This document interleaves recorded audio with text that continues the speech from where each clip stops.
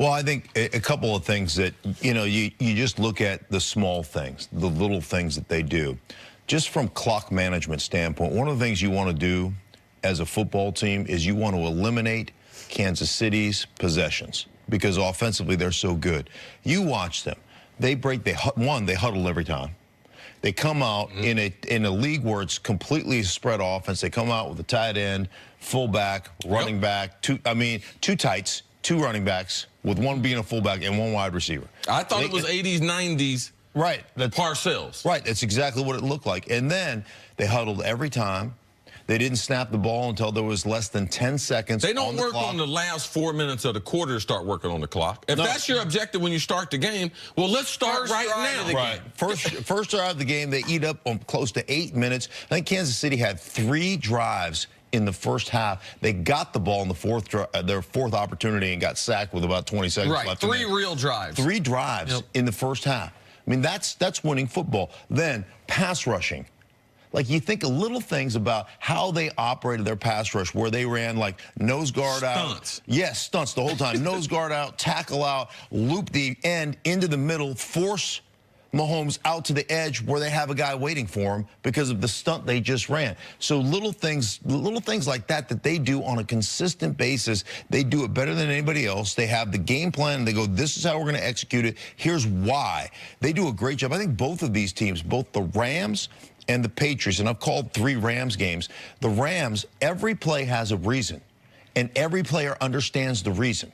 This is why we run this. This is the reason we run it this way. This is what it sets up in play action. This is what, they go through it, and every guy knows it, and New England executes it that way probably better than anybody else. And what was, to me, so impressive, to elaborate on your point about clock management and game planning, is the Patriots' consistent ability within a game to be fluid. So the Patriots' plan the whole first half was minimize possessions. It was very clear. And they dominated that first half. But thanks to that Brady pick in the end zone, they're only up 7-0. And they get the ball with around 2 minutes left in the first half, and they are clearly content going to halftime up 7-0. They run the ball, let 40 seconds run off a play clock. They run it again on second down. They get stopped. Andy Reid, I'm not criticizing him. I would have done it in that spot too. I think every coach would. Says, we got him in 3rd and long. We can get the ball back. He calls timeout. The moment he calls timeout, Belichick realizes, all right, now the situation's changed a little bit. We can afford to be a little aggressive. And then all of a sudden flips. For the first time all half, we're going to try to go downfield on you. They steal a touchdown out of it. Philip Dorsett. The second half, they go back to the clock management game plan. Then the Chiefs take the lead. And then it becomes a Tom Brady passing-centric offense. Their ability within a game to change their style to exactly what the situation demands, as opposed to the old cliche of, oh, we're going to establish the run, we're going to be a tough-nosed football team, or we're going to spread them out. Okay, that all makes sense if the situation demands it. The Patriots do whatever individual situations demand, recognizing that could be 3 or 4 different things within one football game, as was the case Sunday night. This is why all season I would ask you, why are they so good, even though talent-wise they don't match up with their opponents so well? It's because you keep saying they play such good situational football. They're so prepared. They know exactly what's going to happen, and it starts with Tom Brady at the line being able to read those defenses. Well, they don't know what's going to happen. They play the percentages as far as probability. What people don't understand is when you look at New England, they're very, very predictable. In this game, they ran the ball 48 times. The Chiefs only have 47 plays. So when you start the game, that was their game plan. Now, they wanted to do it a couple different ways. Sony Michel was dominant for 3 quarters. But we're going to allow Rex Burkhead to be able to knock you out late in the game.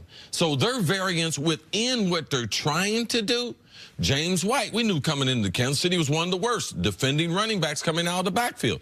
He only played 12 plays in the first half. He gets 6 first downs. 2 times he picks up a blitz. That Philip Dorsett, when they got aggressive, James White picks up a blitz. So utilizing the players, knowing what their strengths are, and having them do the things that they're strong at, that's what is the secret to New England and how they design these game plans. There's no accident. The reason why they don't typically have more college graduates on their team, you know the reason why? Because there's going to be some Sunday mornings against it. I'm going to wake up as a coach, and I'm going to try to install some things. Now, there wasn't a team I have ever been on that they could come in the offensive meeting room the morning of the game and put in 8 plays, and there wouldn't be some type of chaos or confusion, especially in the wide receivers room, and or it would be a trickle-down effect, the running backs and the offensive line. Like, so that variance that they have over every other team, oh, man, that's part of the secret sauce that, no, we're going to have a game plan, but we're not stuck to it because we might vary it by one way or another. I think it's really interesting, and I think this is a societal thing in general, that we like to pick people apart. We like to look at people's weaknesses because it makes us feel better about our own weaknesses, to point the finger at somebody else's weaknesses. Right, and that's immediately what we start to do stink after college football. We love the pomp and pageantry of college football, all these kids playing for their school, but as soon as they say they're going pro, we immediately say, Kyler Murray, oh, he's not 5'11". Right. You know, then we start poking, yes. So the New England Patriots, and I've talked to multiple people within, like in the scouting community, people that have worked for them, and the whole aspect that sets them apart is, I don't want to know what he can't do. Tell me what he can do, and let's see if we can put him in a position to win. And I think ultimately you can look at any walk of life or any business and say, if you had that as your standard, if you had that as your foundation of don't tell me what this guy can't do, let me put him in a position to win. Let me put her in a position to win, as opposed to focusing on her or his weaknesses. And that's what they do. Why do you think they use 3 different backs? Well, this guy's really good. Right, this guy's really good. They get a complete back by using 3 of them. Right. This guy's really good at this, and this guy is really good at this, and we're going to put him in these situations to be successful. We're not going to ask, we're not asking Rex Burkhead to do something that's James White's strength. Let's put James White in there. And it's why I constantly underrate this team. Because I look at I look at the teams, I'm like, man, they don't got no one like Todd Gurley that can do everything, right? But James White is the pass catcher, at least maybe not down the field, but horizontally, right? But James White has an element of his game that he can do as well as Gurley can. They don't have the #1, and I'm sure they'd like to have one, but the #1 wide receiver. But they have a guy in Edelman that they know exactly what he can do, and they will only ask him to do that. Philip Dorsett might only be able to run one route effectively. He scored a touchdown on it on the AFC Championship game, running that 9 route. So like their ability to simply say, okay, you might Cordarrelle Patterson, you might have been disappointing as a first-round draft pick in Minnesota, but there were elements that made you a first-round draft pick that instead of trying to grow your game to the things you're weak at, we are just going to try to put a spotlight on those things, those skills you already have. We're going to maximize the skills you have. And I found it laughable when people said, well, Gronkowski, he's dropped. I mean, he only had 1 catch. And I'm like, did you watch him on line of scrimmage? Did you watch him dispense justice on defensive ends and linebackers? Did you watch him run across the formation, wham, block a nose, and then run the wham pass where he whams the nose and Edelman runs the over and he's open by 20, gets a 31-yard gain. He's open by 7 yards. I go, did you watch? He had an incredible effect on the game in the divisional round and caught 1 ball. It may have been the biggest difference maker on the offensive side of the ball in that game. But we just want to look at, but he only had 1 catch. Yeah, but you know what? He did everything else that gave them that victory in that particular game against the Chargers. The other element to this team's success is the relationship between their quarterback and their coach, which is an unprecedented relationship. We haven't seen it anywhere else really in sports. It's longevity and then how close they are. How successful is Brady Belichick, that tandem, to the success of this Patriots team? Well, I think it's huge, and I think we always tend to, I mean, I've fought with my offensive line coach, about things all the time. During the course of my career, like, that's stupid, I'm not going to do it, and then he would yell at me and I'd yell at him and we'd figure it out eventually. But there's certain things, as a receiver, if some coach tells you to do something, you're like, hey, man, on a grease board, that's awesome. Yeah. Right? In a game, that don't work.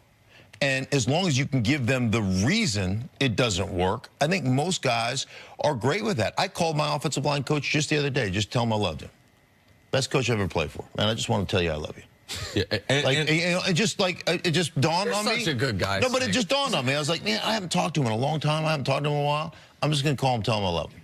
And I think it was awkward when he called me back, though, because he was like, "Oh, hey, thanks for the message." You left it on voicemail? Yeah, I left it on voicemail. Like, thanks for the message. I like you too.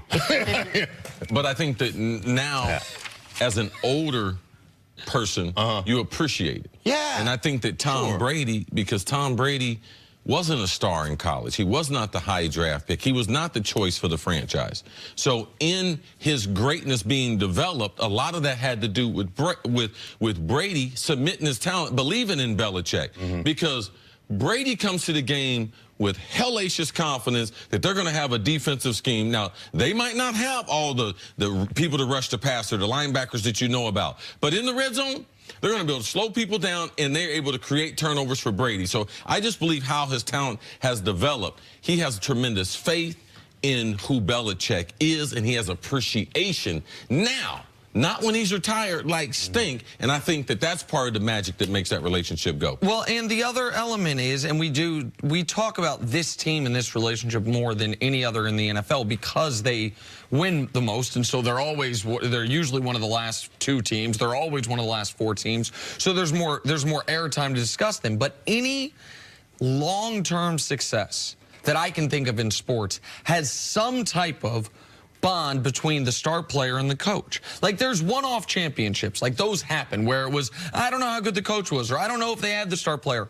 But whether it's the Spurs in the NBA or the Bulls in the NBA or the Lakers in the NBA, a league that has a bunch of dynasties, or the Patriots in the NFL, really the only dynasty, there's the symbiosis. Like, Jordan needed to run the triangle and needed to submit something to Phil Jackson, right? Just like Kobe and Shaq did. Duncan needed Popovich to have that type of run. Brady, the reason that we can say, oh, Aaron Rodgers, most talented quarterback we've ever seen, has been to 1 Super Bowl. He's never had that symbiosis to work with where when he's not at his best, they can still win. And when he is at his best, they are unbeatable. That's what the Pats and Brady have had along with Belichick. I need you so that I can move forward with You need other Brum words. and all the 11 people who work for you, Jenna. Those are the people you need. Not true. Stink, stick around. We've got more to talk about coming up. Should we expect an offensive explosion in the Super Bowl? That's next on First Things First. Stink around. You might be able to warm up her coffee, maybe grab her tennis shoes, but she got a new person doing hair.